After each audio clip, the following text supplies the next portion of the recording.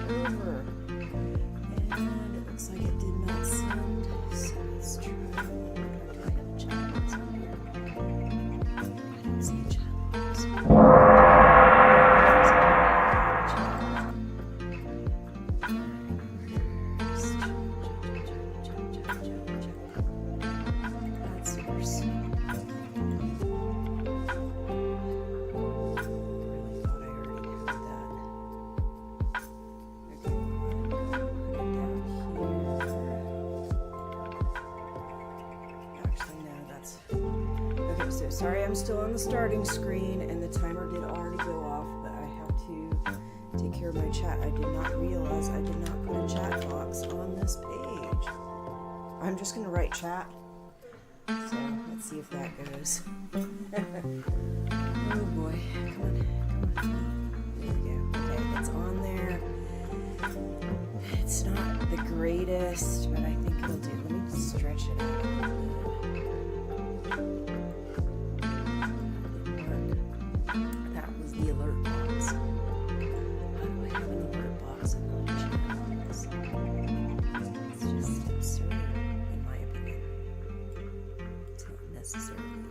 To me, it's absurd. Okay, we'll leave it like that. I think that's good. And let's go to the live scene. Hello, everyone. This is Venus Brown. I am back with another live reading. I just finished Handmaid's Tale last week and decided to start the Testaments this week, oh, I was actually going to start at the end of last week on the weekend, but I could not get my hands on the digital copy. Not one that I would, like, I could get it from the library for like a couple weeks, but that was it. Okay, this is still not right. This chat box is... Okay, I see what happened. It is also not on top of things. Let's see. Hold on just a sec. There we go. And I really should change the font to a different color, because that font is really light. Let's just do it that color.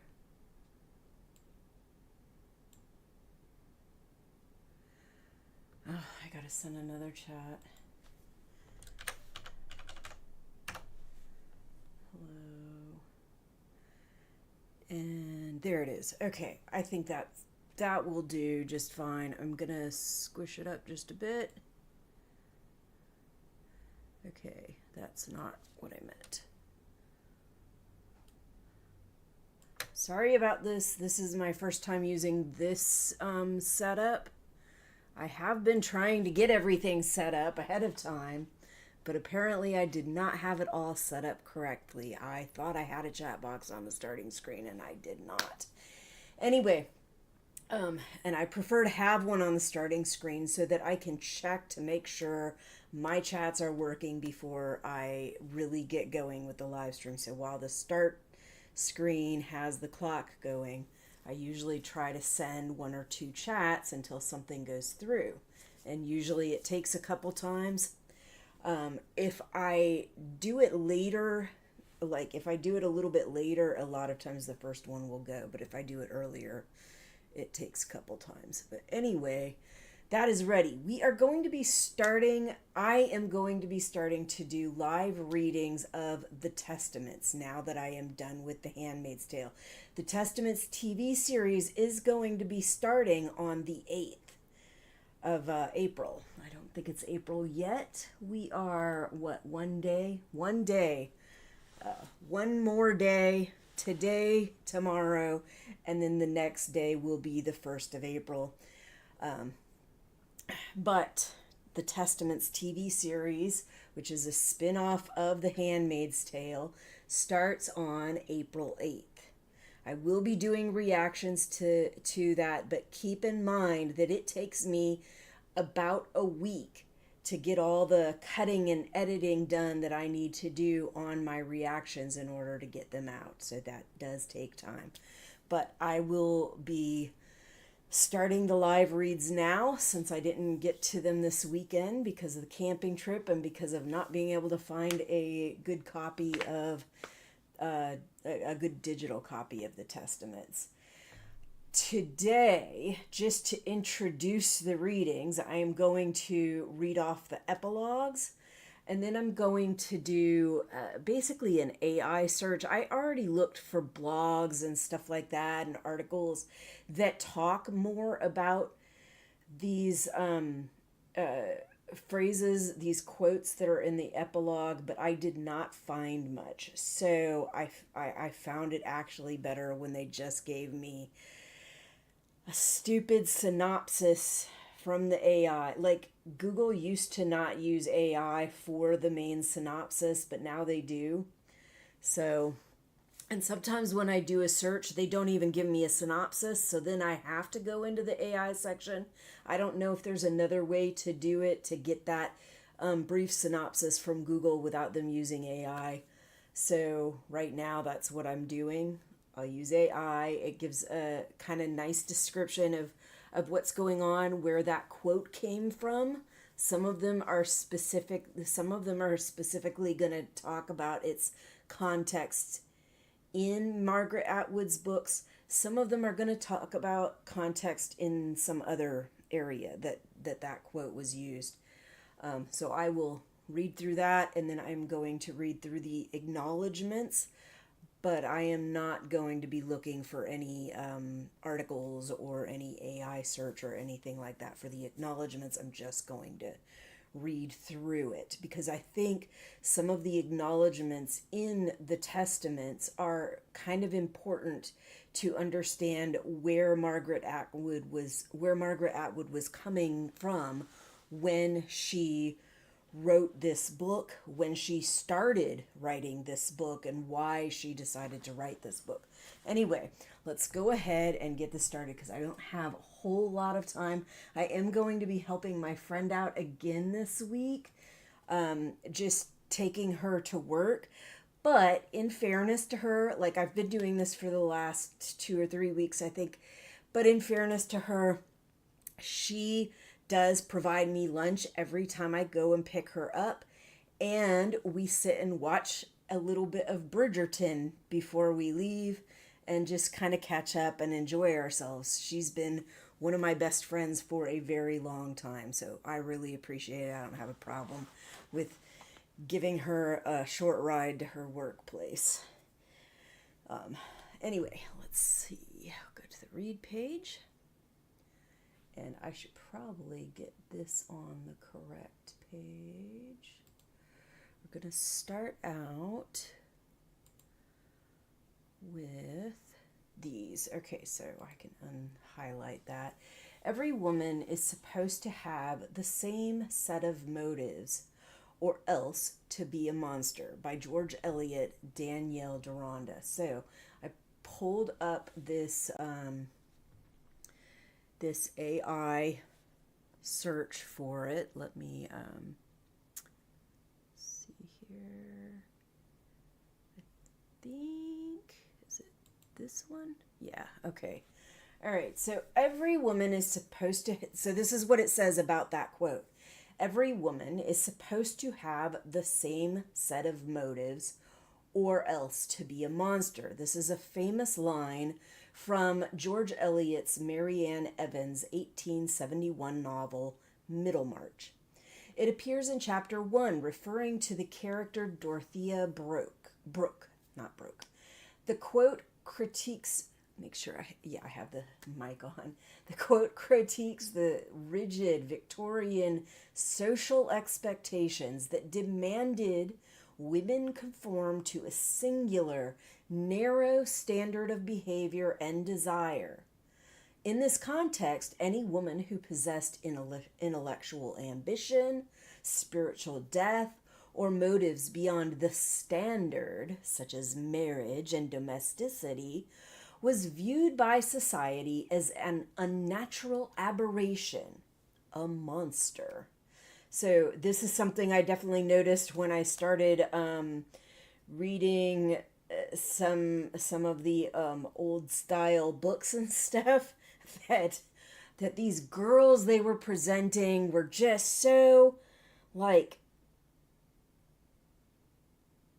kind of fake and like seemed to be against people being intelligent, or not people, women, against women being intelligent, against women reading, against women writing, like all this stuff, which occurs a lot in The Handmaid's Tale and also occurs in the Testaments. So that's kind of how it fits. Like in Gilead, they believe that these women are supposed to fit this narrow view of how women are supposed to be and what their natural role is. And any of them that don't fit what they are considering natural, they consider to be wrong, they consider to be unnatural, they consider to be a monster, they are monstrous. Even though for us today, looking at that stuff now, we're like, what the fuck? Like, a woman should be intelligent, a woman should have critical thoughts, a woman should want to improve herself and her life and all of that. But at some points in history, it was not that way. Anyway, let me finish reading this. Would you like to explore the specific context of this quote within Dorothea's story, other feminist themes found throughout Middlemarch, or how this idea compares to other Victorian literature? And I'm not gonna really go into that. I think what I said is significant, or not significant. It is enough to indicate why this quote was in the epilogue and how it is important to the Gilead story. So the Handmaid's Tale and the Testaments are both Gilead stories, and this is why they are important to this. Okay, now we're going to do the next quote, and that one I will have to actually do a new search, so just bear with me. When we look one another in the face, we're neither of us just looking at a face we hate. No, we are gazing into a mirror. Do you really not recognize yourself in us? And I'm not going to read that because I wouldn't have any clue on how to get it pronounced right at all. So, anyway, let's go ahead. I'm going to highlight this and do a search. I will start with just a basic search in the all category, and if they do not give me a synopsis, then I will go ahead into the AI section and do it. And they do, so that's good. All right, so the quote is featured in discussions of literature focusing on power, specifically related to themes found in analysis of writing that explores complete gesture, according to the de Gruyter Brill document. Now, from what I remember, this was actually it was actually a quote that was for writing about World War I or World War II, something like that. But anyway, context. It addresses the concept that the face we hate, whoever we hate, whoever we're fighting against, whoever we're at war with, is actually a reflection of ourselves and our own wills. That many of the things that they do, that they profess to believe, that they say are very, very reflective of the things that we do, that we say, that we believe, that we feel. So it's our own reflection. And if you have watched The Handmaid's Tale, then you definitely see some of that in this relationship between June and Serena. They are almost reflections of each other. So similar yet so different. And they work very well together when they're actually trying to work together. But they are very polar and against each other most of the time. A lot of times they are almost like polar opposites, but that is kind of that reflective nature of Serena and June. Serena and June could be fast friends in another world. They could be co-workers that work together, that do really well working together, and they do in Handmaid's Tale sometimes work together very well, but they are also in some ways polar opposites, reflections of each other. Anyway, I think I read that. It addresses the concept that the face we hate is actually a reflection of ourselves and our own wills. Themes. This reflects themes of moral culpability, the tragedy of our age, and the recognition of humanity in the enemy, echoing themes sometimes explored in dystopian literature, such as Margaret Atwood's The Testaments. Mentioned in this Wikipedia article or works by authors like Vasily Grossman, discussed in this National Review article. And you'll find that when you do these AI searches, that's basically what the AI is doing. It is pulling information that it gets from articles throughout the internet, the articles that it has analyzed and decided are close enough to what you're looking for, are used to make their synopsis, and then they also post links for those articles. Let me put it back on so you can see that, because I didn't do that. So like right here, they've got 7 writing as complete gesture, de Gruyter Brill. Vasily Grossman, Forgotten Legacy, National Review. the Testament's Wikipedia. So they are pulling from these articles, but they're coming up with their own synopsis for them. This quote highlights the uncomfortable thematic connection between supposed enemies, suggesting that the oppressors and the oppressed share a common nature or will. It reflects a moment of recognition where the other is seen as a mirror image, indicating that the conflict is not simply good versus evil, but a tragic shared human failing. Now, see, the first time I looked this up, it actually gave me that information about World War I or World War II. So it's interesting that it's not giving me that this time, which I would have preferred. Like it gave me a little more detailed information about it, whereas now it's not on there. Let's see if I can find anything else in here. Yeah. I don't want to go into a bunch of the links when I don't know really what they're going to be talking about, but anyway, I don't want to spend too long because I do have to make sure I get to my friend in time to get her to work and get lunch beforehand. All right, so that is that article. Now, let's go back to the next one. Whoops. Freedom is a heavy load, a great and strange burden for the spirit to undertake. It is not a gift given, but a choice made, and the choice may be a hard one. Okay. I think this is similar to some of the messages that I have been hearing lately about democracy, because some of us feel like our democracy is falling apart or crumbling or being taken away from us.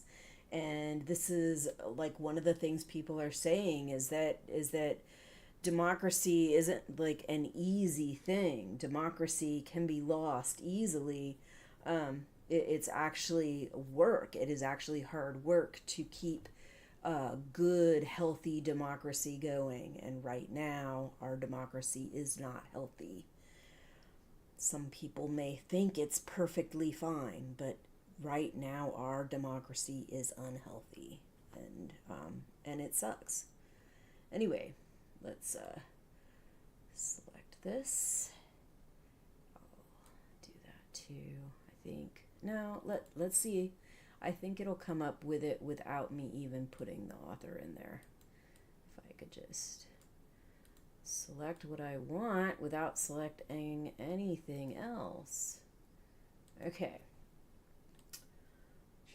I'm going to back up though, because I don't want to have all these things on here. Oh, look. Pasted search. Oh, okay, it's in the right thing. But again, it did. See how when I did this search in all, it didn't do the AI thing. It didn't do a synopsis or anything. So I'm going to go ahead into AI mode so it'll give me a synopsis. And it did come up with the author like I thought it would. Freedom is a heavy load, a great and strange burden for the spirit to undertake. It is not a gift given, but a choice made. This powerful quote is from Ursula K. Le Guin's 1971 fantasy novel, The Tombs of Atuan, the second book in her Earth-Sea cycle. In the novel, these words are spoken, or rather the sentiment is realized, by the character Tanar, a young priestess who has spent her entire life in literal and spiritual darkness, serving ancient, nameless powers. The quote captures the terrifying realization that leaving her sheltered, controlled life for freedom means accepting the daunting weight of personal responsibility and the consequences of her own choices. So yeah, and this is definitely something that we see in The Handmaid's Tale, especially in the TV series when they start talking about what happens with these people when they leave Gilead, how like especially for the children get rescued. Some of these children get rescued from Gilead. They get brought to Canada as refugees, and they are so used to their life in Gilead. Like, that's what they know. That's all they know. That is who they have grown up as under this regime, and coming into this very different situation at a point in life where they've spent most of their life, most of their young developing years in the Gilead regime. They're uncomfortable. It's hard. They don't like it. They don't understand it. They're not getting the food that they were getting. They're not getting the same toys they're getting. They don't have the same relationships that they had. And so it feels hard and it feels uncomfortable, and they have to really work with them. And even the people that did not grow up in Gilead but had been in Gilead a while, like they're brainwashed. They have been brainwashed by this stuff, and then they have to go through therapy and all kinds of shit in order to deal with just the real freaking change, the real, like, really difficult situation of going from one situation in Gilead to this very, very different aspect as a refugee in Canada. Anyway, where did I leave off?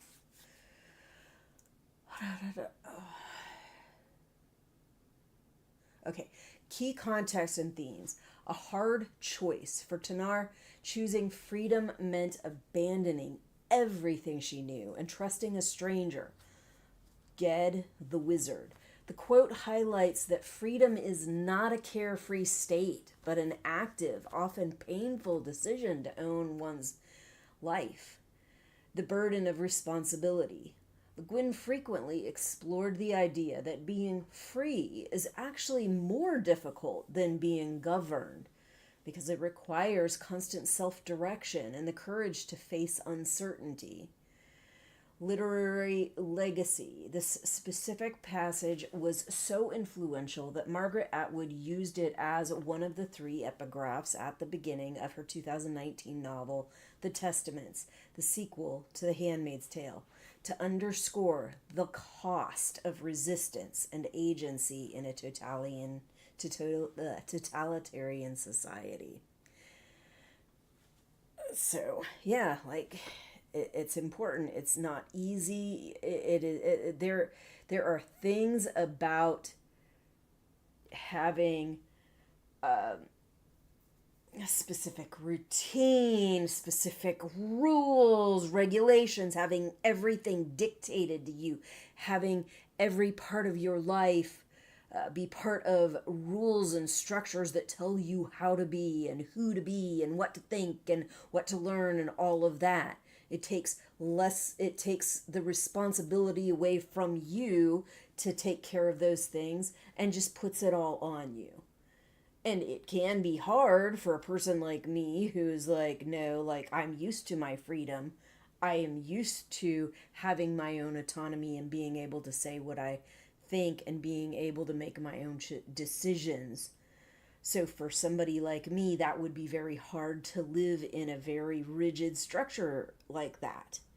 But for somebody who has lived in it for years, and that is what they've gotten used to, it can be very, very hard to step away from that and start practicing your own autonomy, your own freedom, making your own decisions.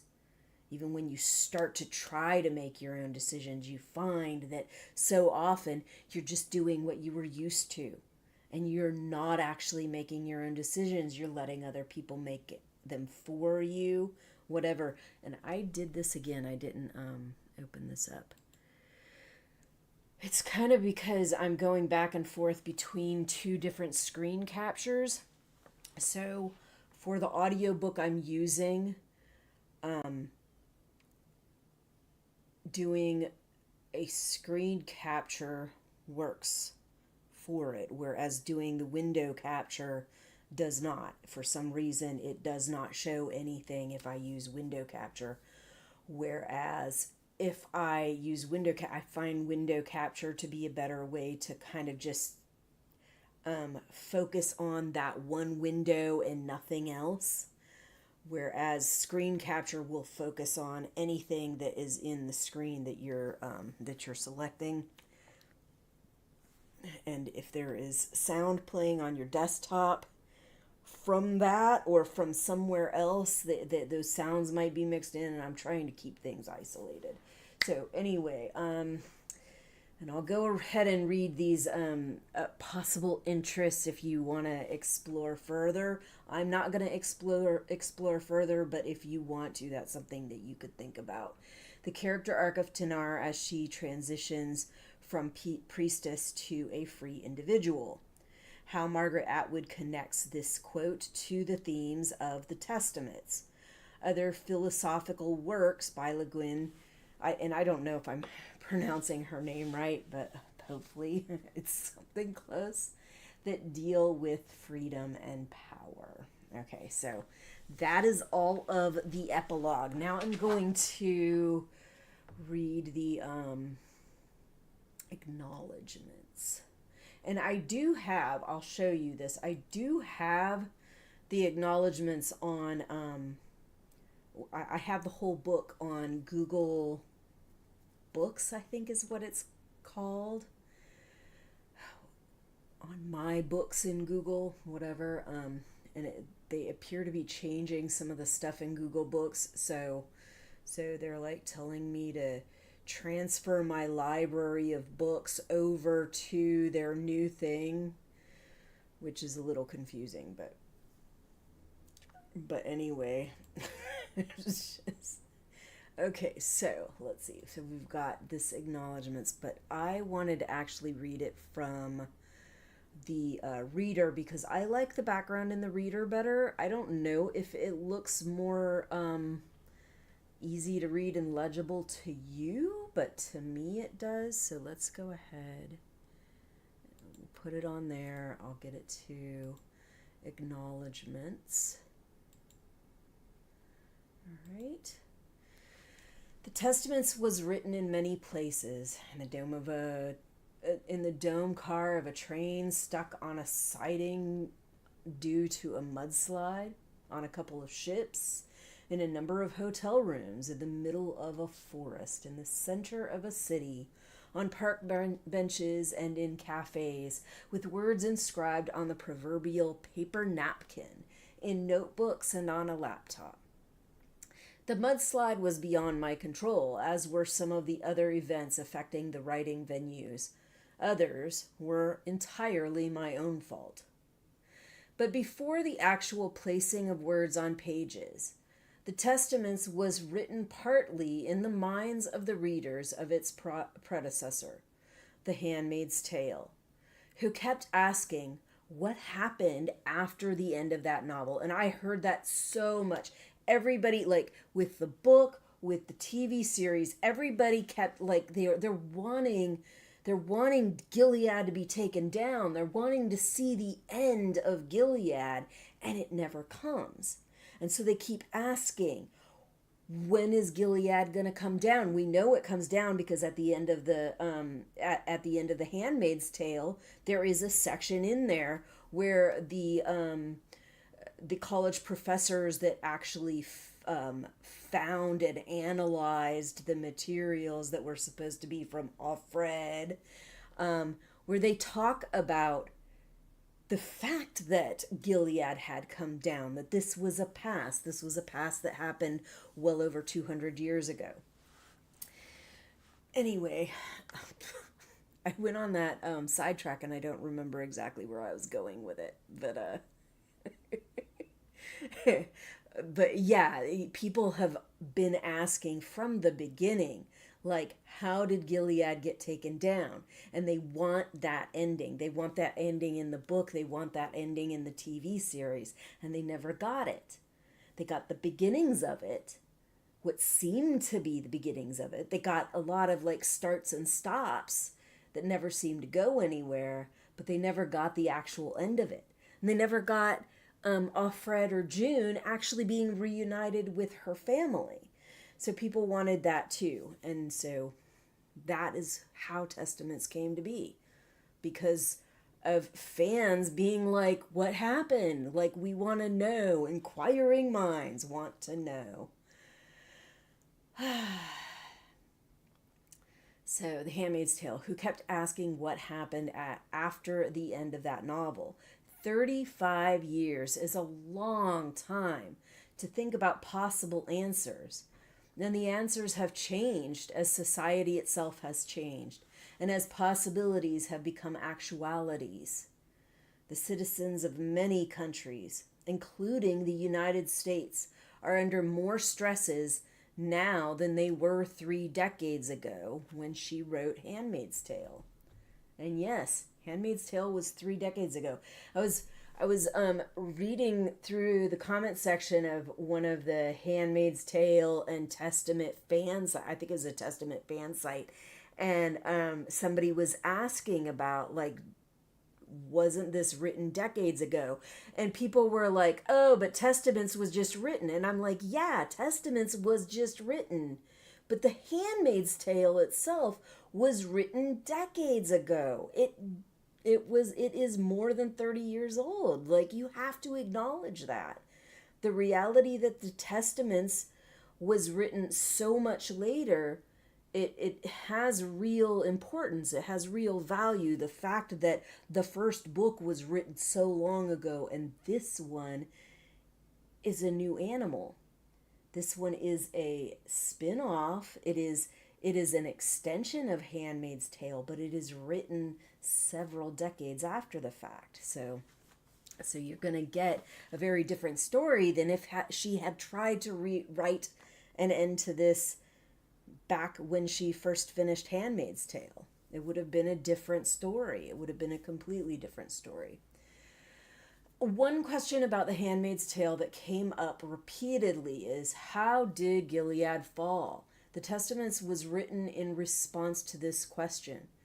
Totalitarianism may crumble from within as they fail to keep the promises that brought them to power, or they may be attacked from without, or both.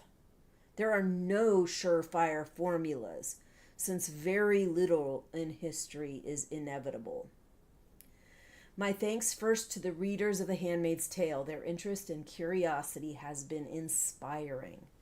And many, many thanks to the large team who brought the book to life as a gripping, beautifully made, and award-winning MGM and Hulu TV series. Remember, there is a MGM film where they did a whole movie about this back in the 80s, and there is also the Hulu TV series that they did more recently that they have, I think, 6 seasons of. And I've done reactions to all of those and discussions.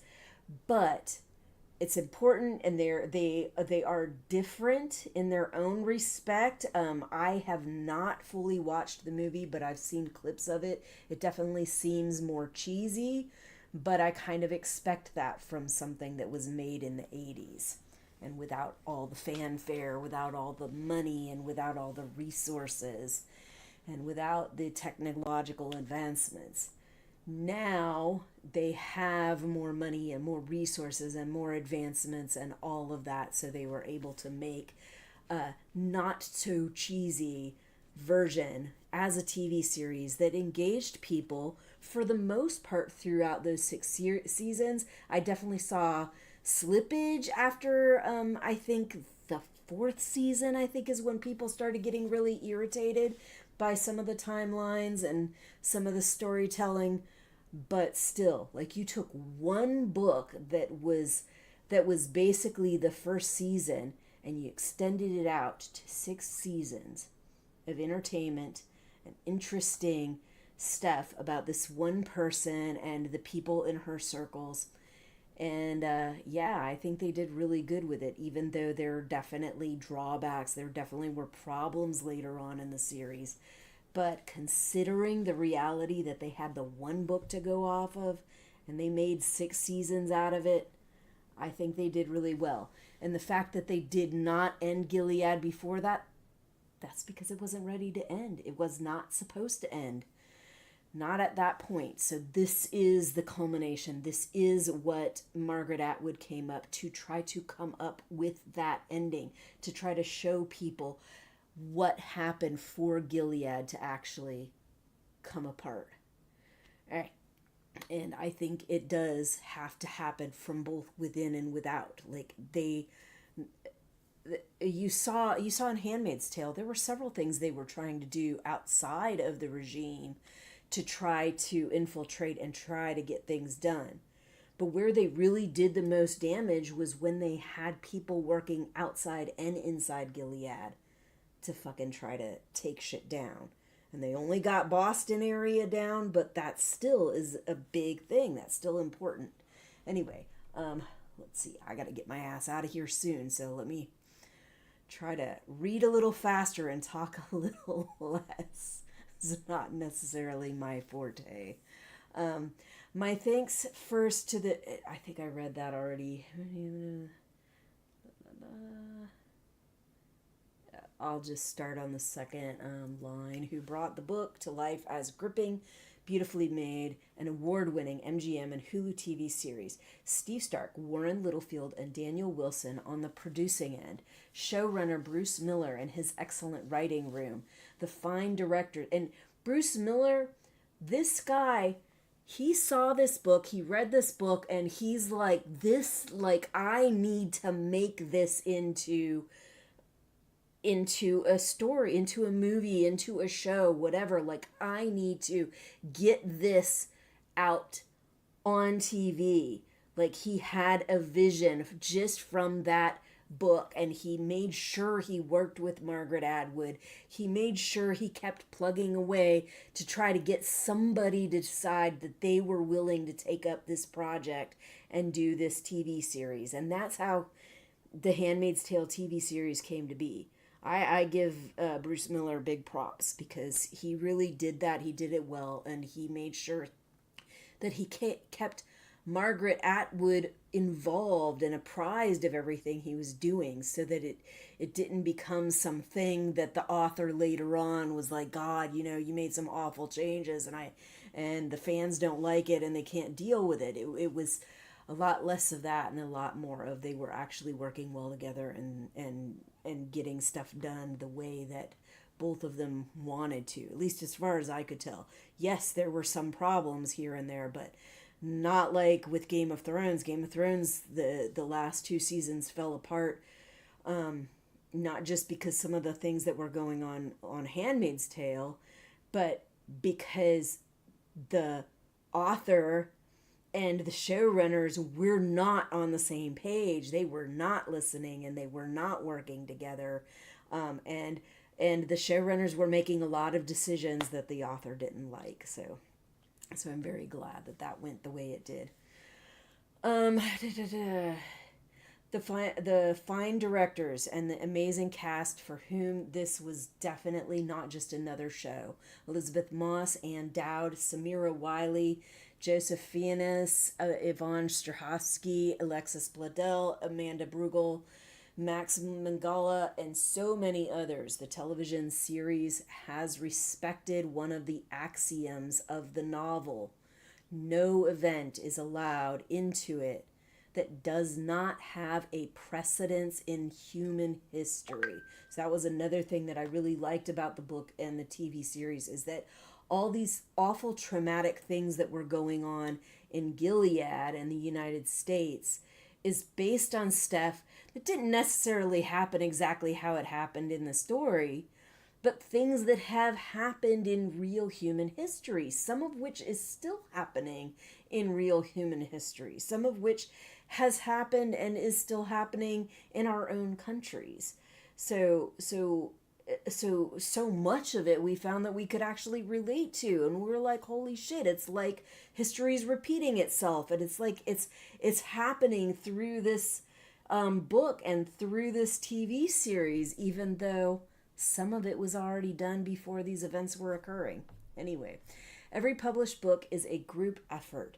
So many thanks are due to the wild posse of editors and the first readers on both sides of the Atlantic who have helped with this thought experiment in countless ways, from I Love That to You Can't Get Away with This to I Don't Understand, Tell Me More. This group includes, but is not limited to, the Becky Hardy of Chatto Penguin Random House UK, Louise Dennis and Martha Kenya Forstner of Penguin Random House Canada, Nan Talese and Luann Walther of Penguin Random House US, Jess Atwood Gibson, who is ruthless, and Heather Sangster of Strong Finish, the demon copy editor who picks every nit, including those yet unhatched. And thanks to the proofreading and production teams led by Lydia Buchler, I can't tell exactly what it says, and Lorraine Highland at Penguin Random House US, and Kimberly Hesses at Penguin Random House Canada. Okay, it is 12:23. Stop it. Okay. Thanks also to Todd Dowdy and Suzanne Hertz of Penguin Random House US, to Jared Bland and Ashley Dunn of Penguin Random House Canada, and to Fran Owen, Marie Yamazaki, and Chloe Healy of Penguin Random House UK. To my now retired agents, Phoebe Larmore and Vivian Schuster, to Carolina Sutton and to Caitlin Layden, Claire Nazieris, Sophie Baker, and Jody Fabry of Curtis Brown, to Alex Fain, David Sable, and the team at Fain Productions, and to Ron Bernstein of ICM. In the Special Services Department, to Scott Griffin for sailing advice, to Oberon Zell Ravenhart, I love it, and Kirsten Johnson, to Mia Smith, whose name appears in the text as a result of an auction in aid of the charity Freedom from Torture, and to the several Second World War resistance members from France, Poland, and the Netherlands, whom I have known for over the years. The character Ada was named for my aunt by marriage, Ada Bauer Atwood Brannan, who was one of the first female hunting and fishing guides in Nova Scotia. To those who keep me trundling through time and who remind me what day it is, including Lucia Sino of OW, that might be Chino instead of Sino, I'm not sure, Toad Limited and Penny Kavanaugh, to VJ Bauer, who designs and tends the website, to Ruth Atwood and Ralph Seifert, to Evelyn Heskin, and to Mike Stoyan and Sheldon Shoib, to Donald Bennett, to Bob Clark and David Cole. To Colleen Quinn, who makes sure I get out of the writing burrow and onto the open road. To Zalin Zhao and Vicky Dong, to Matthew Gibson, who fixes stuff, and to Terry Carmen and the shock doctors for keeping the lights on. And as always, to Graeme Gibson, my partner in many strange and wonderful adventures for almost 50 years. I think that's the end of that.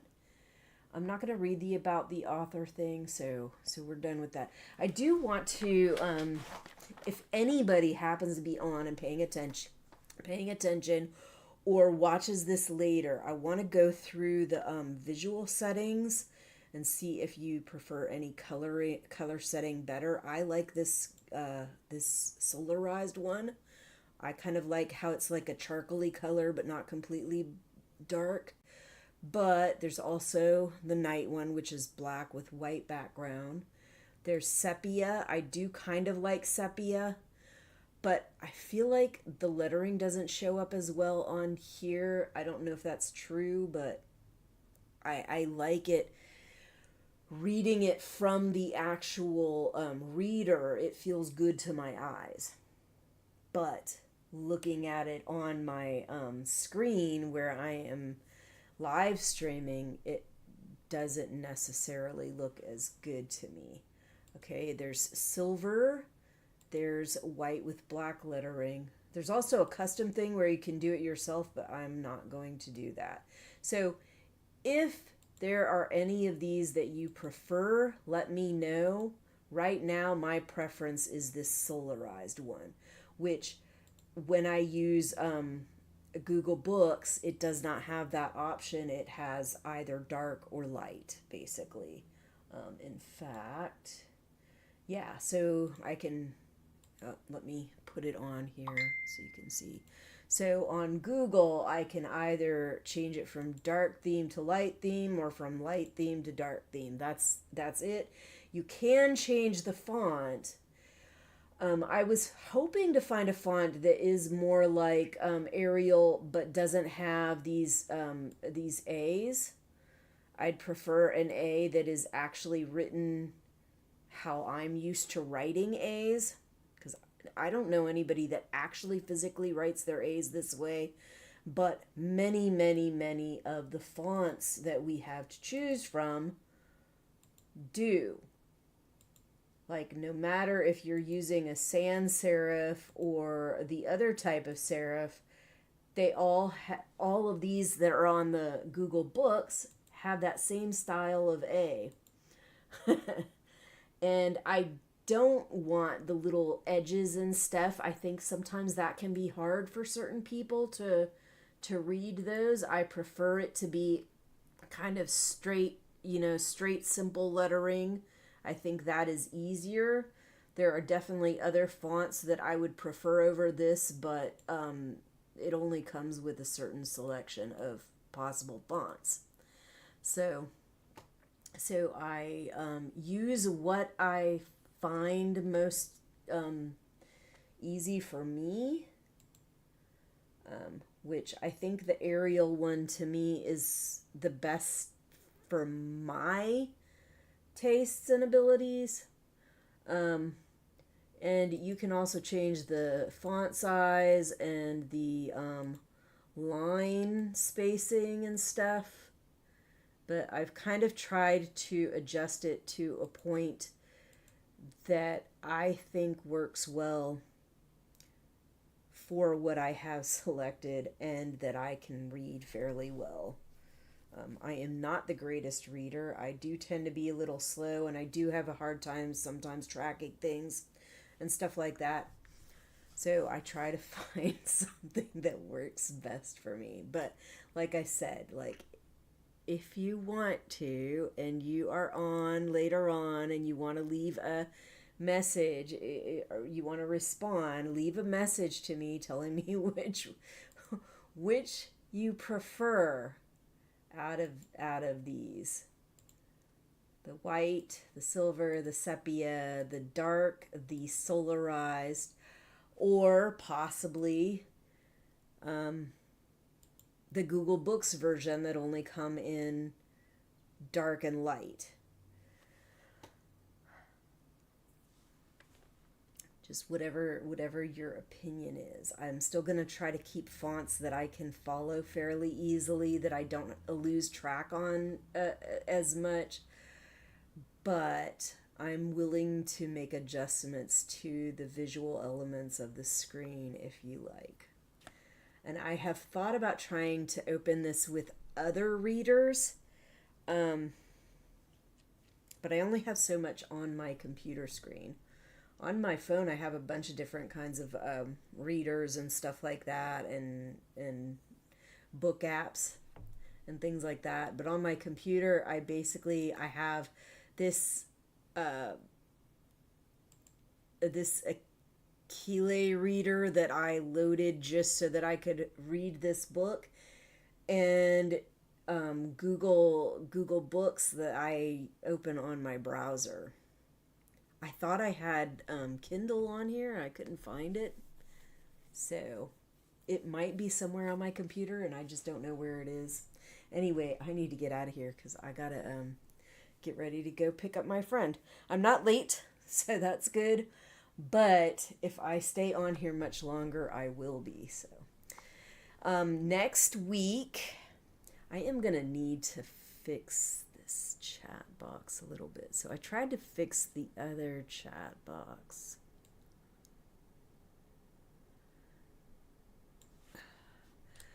I found out when I was editing the chat box in this that some of the changes that I made to the chat box on this actually changed my chat boxes in other completely different themes, which really irritates the piss out of me. Because to me, if it's a completely different theme, it shouldn't be changing my freaking chatbot on a completely different theme. But it did.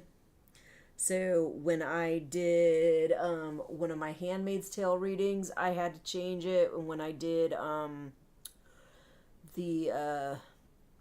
what was it called? The Deadlock Live Afterwatch, I had to change the font because of that. So very annoying, very, very annoying. To me, it should be all the settings are completely separate based on whatever theme that you're on. Like everything else is. Nothing else really transfers over that I can tell. So I don't know why it's like that. I think it's because there is some separate thing that they're using.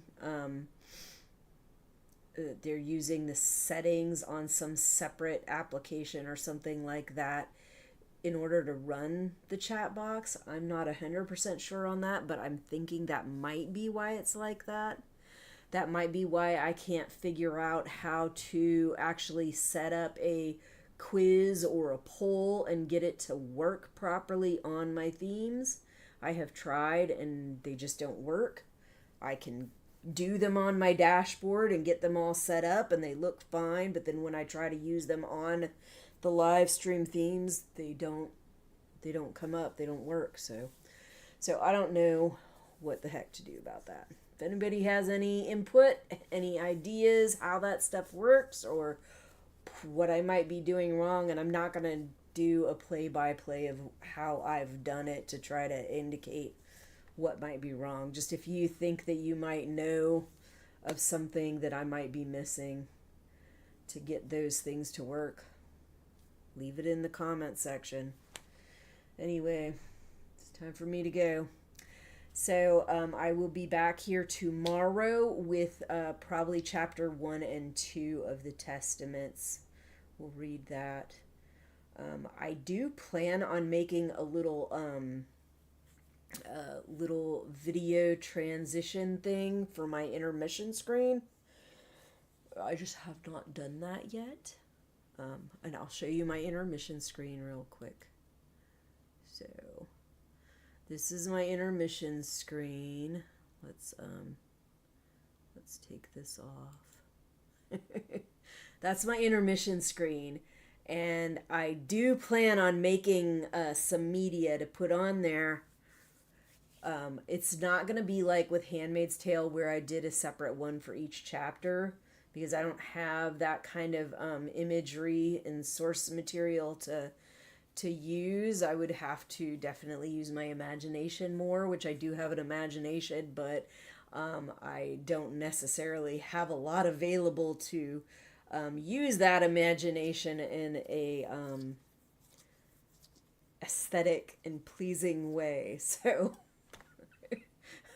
I can do certain things in art pretty well, and a lot of the stuff on graphic imaging I'm not really that great at. I am better at drawing freehand and stuff like that. So, and I cannot figure out how to do the freehand and then transfer it over to digital art sources. I'm just not good at it. So anyway, like I said, any advice, any information, any tips about what you would prefer for the visual aspects of the reader, go ahead and let me know. If there's a specific reader that you use, it's an EPUB document that I'm using for Testaments. So if you have some specific reader that you use for EPUB docs that you think is particularly nice, that you really like the way it works and you really like the settings on it, let me know and I'll look it up. And if it's free, I don't do a lot of paid stuff, because I find that paying for a lot of that stuff piles up very quickly, and then a lot of times I don't even remember the information for using it, so then I end up with a bunch of paid stuff that I don't even use because I forgot how to freaking log into it, or I forgot even where it is. So I'd prefer to keep it free, prefer not to like pile that stuff up, and it doesn't mean I don't ever. There's still like piled up fees that I've done for subscriptions of other things. I just try not to do it too often. Anyway, that's all I got for you. I will see you when I see you. Like I said, I will be back on Monday to do, or not Monday, today's Monday. I will be back tomorrow, Tuesday, to do the Testaments chapter 1 and 2 live streams. I will be back later today to do the Deadlock Season 2 episode 2 Afterwatch, which I didn't do last weekend, but that's why, because I was busy. I was camping. Anyway, and yeah, all my live streams for Testaments readings should be on Tuesdays and Sundays usually. The only reason it wasn't Sunday this time was because I was camping. That's all I got for you. I'll see you when I see you. Bye.